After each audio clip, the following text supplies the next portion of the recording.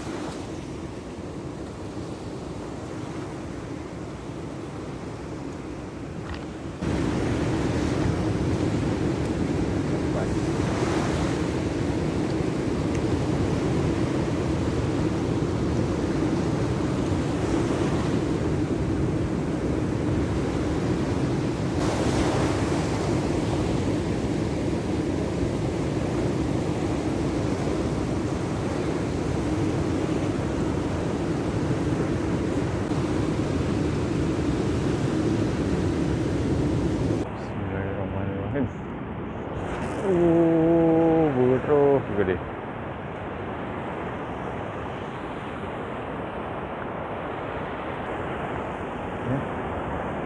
Strike ni. Okey, strike. Tak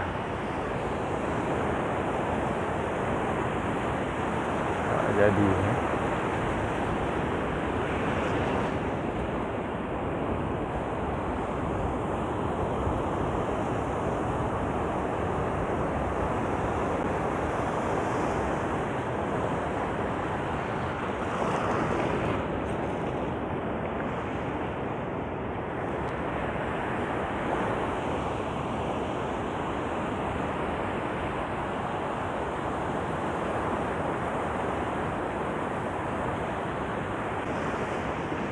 Okey. Mantap dia kena ni.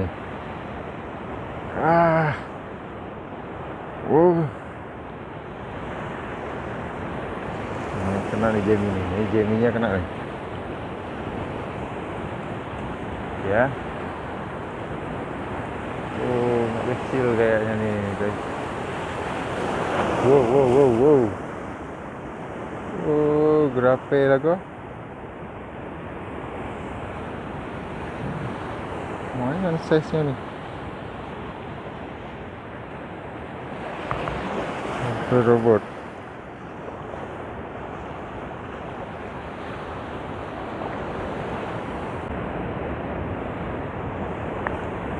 Badai.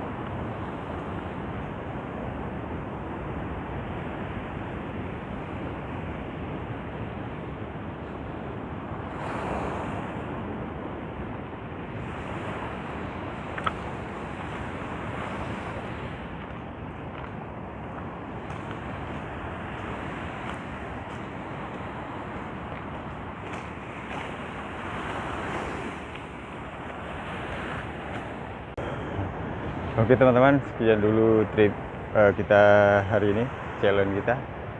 Dan ternyata benar, kalau kita mancing di musim barat itu agak susah kita dapat hasil. Cuman ada juga lah tadi 1-2. Oke teman-teman, sekian dulu, sampai jumpa di video selanjutnya.